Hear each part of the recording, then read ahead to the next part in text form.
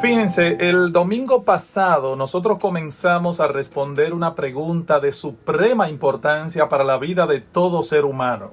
¿Cuál es esa pregunta? Bueno, ¿qué es un cristiano según la Biblia? Hermanos y amigos, una vez más, cometer una equivocación con respecto a esto sería terrible.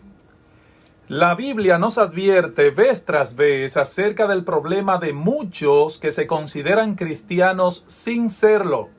Así que esto puede resultar en una tragedia de repercusiones eternas, mis hermanos. El alma está en juego aquí. De manera que si usted ama su alma, debe esforzarse en conocer la respuesta a nuestra pregunta. ¿Qué es realmente un cristiano?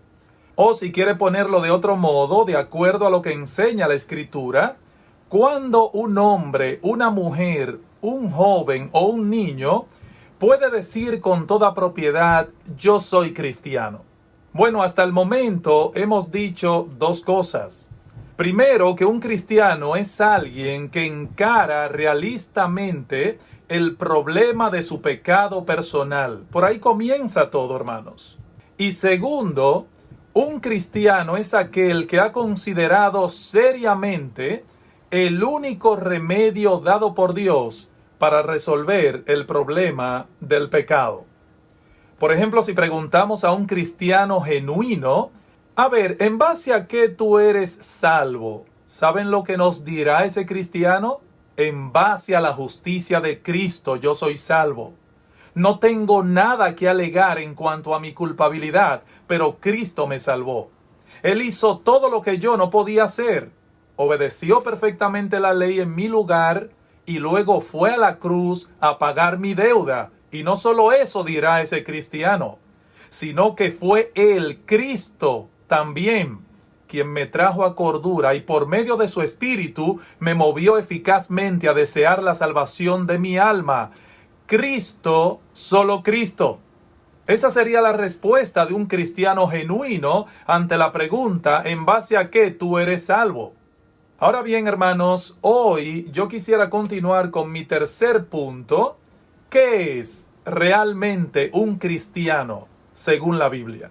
Bueno, he aquí mi tercer punto. Un cristiano, según la Escritura, es aquel que se adhiere de todo corazón a los términos que Dios ha señalado para obtener los beneficios de la provisión divina para el pecado. Repito, ¿qué es un cristiano? En tercer lugar, un cristiano es aquel que se adhiere de todo corazón a los términos que Dios ha señalado para obtener los beneficios de la provisión divina para el pecado. ¿Cuál es esa provisión? Cristo. Cristo.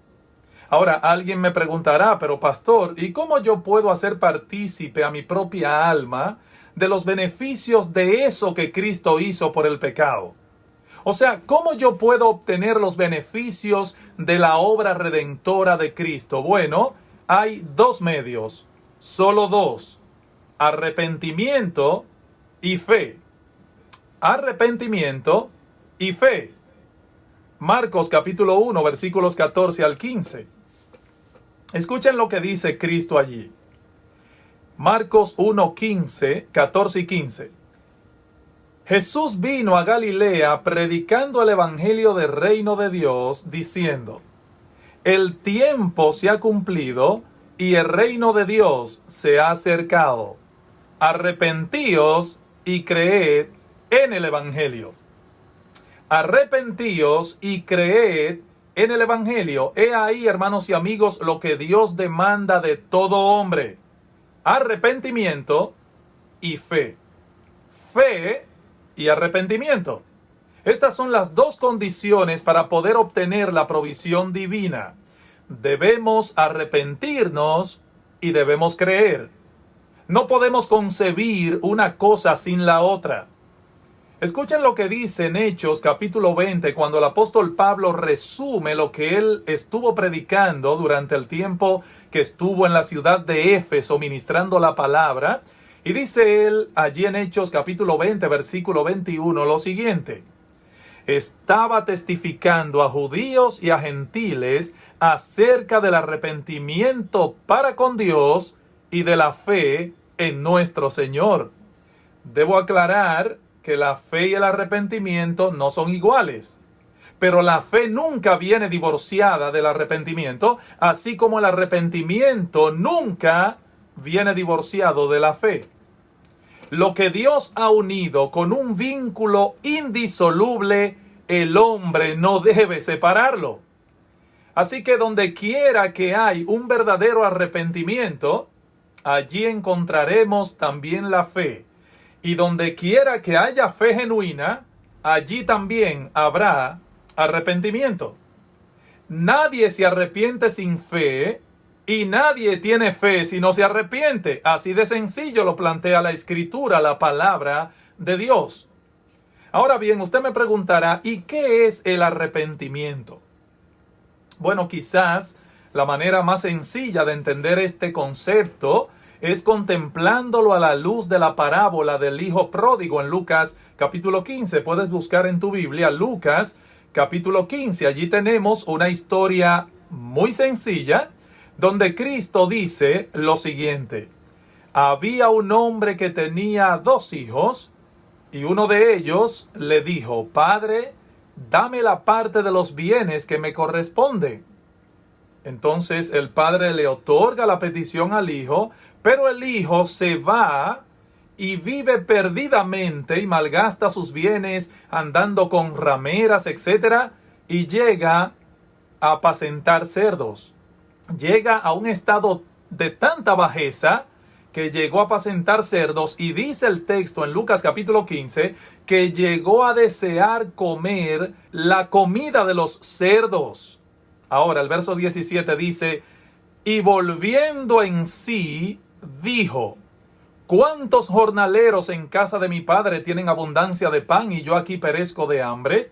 Me levantaré e iré a mi padre y le diré: Padre, he pecado contra el cielo y contra ti, ya no soy digno de ser llamado tu hijo, hazme como a uno de tus jornaleros. Y escuchen esto: levantándose, vino a su padre, y cuando aún estaba lejos, lo vio su padre, y fue movido a misericordia, y corrió y se echó sobre su cuello, y le besó, volviendo en sí. Ahora, mis hermanos, mis amigos, pensemos por un momento en este muchacho, en este joven, que se había comportado con tanta necedad, con tanta insensatez en el pasado. Este joven que por un momento se creyó autosuficiente. Este joven que en un momento dado de su vida se creyó lo suficientemente sabio como para manejar su vida por sí solo. Ahora, este joven comienza a aborrecer ese estilo de vida que una vez consideró tan atractivo, y en completa humillación se dirige a su padre sabiendo que no tenía nada que demandar. ¡Qué cambio! Él no era digno ni siquiera de trabajar en la finca como uno de sus jornaleros. Noten, hermanos, cómo el arrepentimiento viene ligado siempre a un profundo sentido de indignación y de necesidad. Miren, hermanos, cuando ustedes le estén predicando a un individuo el evangelio y ustedes lo inviten al arrepentimiento y ese individuo le pregunte: ¿y qué es lo que yo tengo que dejar? Óigame, ese individuo no está preparado para arrepentirse ni para pedir y recibir el perdón de Dios. No está preparado. ¿Por qué? Porque cuando una persona ha visto su pecado, no se detiene a preguntar ese tipo de cosas. Pero vemos al mismo tiempo, hermanos, y nótenlo aquí en el texto, que el arrepentimiento está ligado a una seria determinación de divorciarse de la vida de pecado.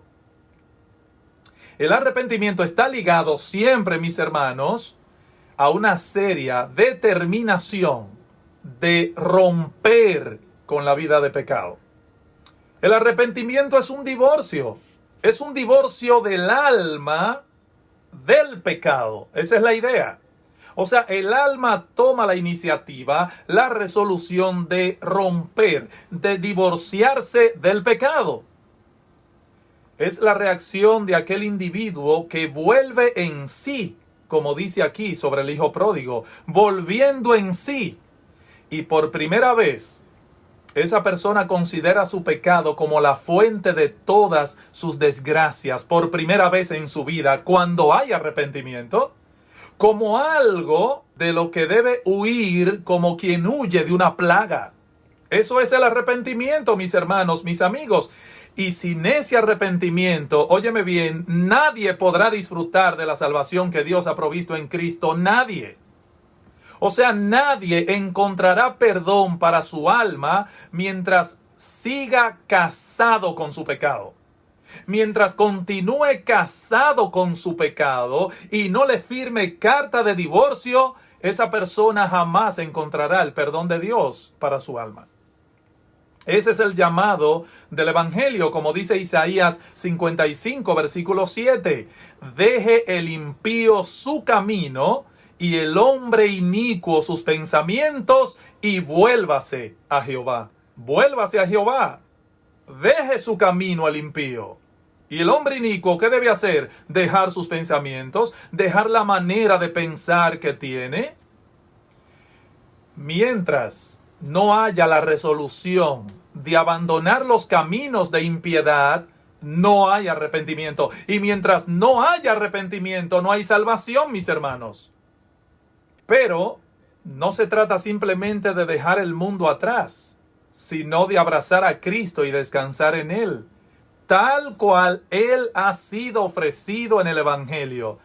Y eso es, hermanos, a lo que la Biblia llama fe. Abrazar a Cristo y descansar en Cristo, tal cual es ofrecido en el Evangelio como Rey, Señor, sacerdote y profeta de su pueblo.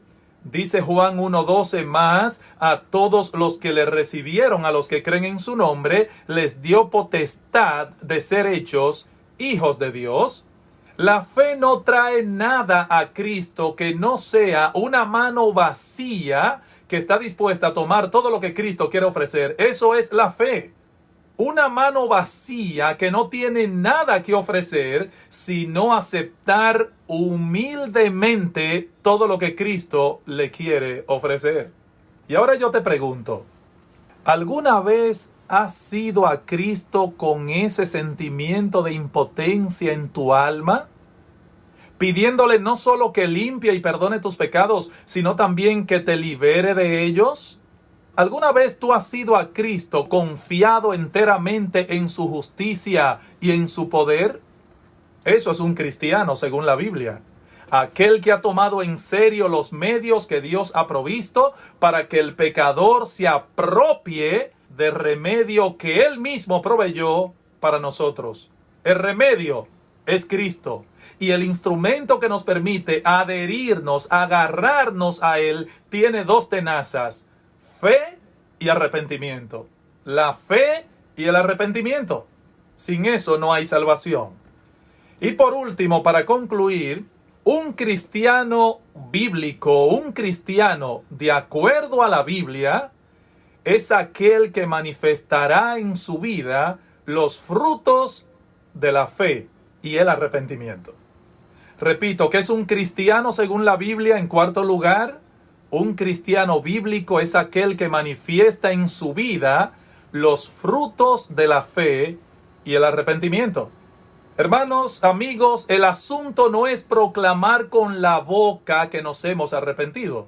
Recuerde lo que nosotros dijimos aquella vez.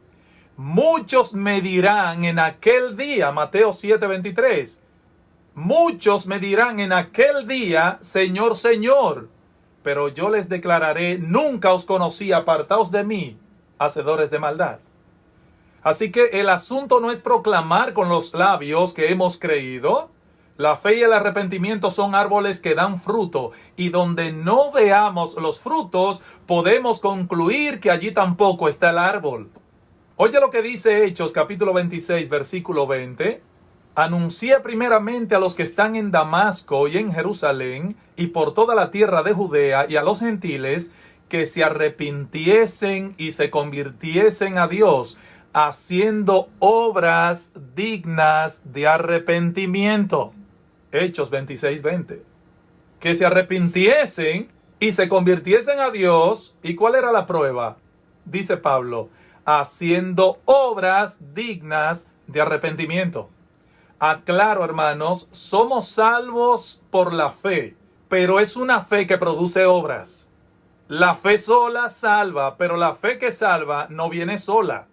Dice en Efesios capítulo 2, versículo 8, por gracia sois salvos por medio de la fe, y esto no de vosotros, pues es don de Dios, no por obras para que nadie se gloríe. Pero en el versículo 10 dice que fuimos salvos para buenas obras, las cuales Dios preparó de antemano para que anduviésemos en ella.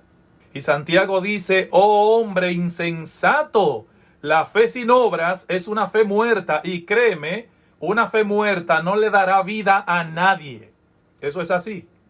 Pablo nos dice en Gálatas 5:6 que la fe obra por el amor, y donde quiera que hay verdadera fe, encontraremos primeramente un genuino amor a Cristo, y donde haya amor a Cristo vamos a encontrar lo que dice Juan 14:21. El que tiene mis mandamientos y los guarda, ese es el que me ama. Y el que me ama, dice Cristo, será amado por mi Padre, y yo le amaré y me manifestaré a él. ¿Cómo puede decir una persona que ama a Cristo si al mismo tiempo no le obedece? Cristo dice, el que tiene mis mandamientos, pero no solamente el que los tiene y los guarda. Ese es el que me ama. No puede una persona decir que ama a Cristo si al mismo tiempo no obedece a Cristo. ¿Por qué me llamáis Señor, Señor, y no hacéis lo que yo digo? Dice Cristo. El que ama a Cristo obedece su palabra. El que ama a Cristo obedece sus mandamientos. El que no obedece sus mandamientos, sencillamente no le ama. El cristiano bíblico se distingue del mero profesante en que el creyente genuino anhela conocer cada vez mejor la voluntad de Dios revelada en su palabra. Se abate ese cristiano genuino, se abate cuando no puede alcanzar la obediencia que Dios demanda. Eso le duele en el corazón, y cuando él percibe tanta indisposición en su carne para agradar a Dios, él se abate. Mientras el hipócrita se jacta de lo que hace, como el fariseo en el templo, el creyente dice, wow, si yo pudiera amar más a Cristo, si yo pudiera ser más fiel en mis devociones hacia Cristo. Mire, el que posee la verdadera fe no tiene inconveniente en ser juzgado como un tonto o como un anticuado por apegarse a los estándares éticos de la Escritura, de la palabra de Dios. Él no tiene miedo de eso, porque él sabe que la ley de Dios es santa, justa y buena, y que son bienaventurados, dichosos, aquellos que no se apartan ni a derecha ni a izquierda del camino que Dios ha trazado para su pueblo. Mi amigo, termino con esto. Dios nos dice en su palabra que si alguno dice que conoce a Cristo, pero no guarda sus mandamientos, el tal es un mentiroso. Y yo te pregunto, ¿qué puedes decir acerca de ti mismo?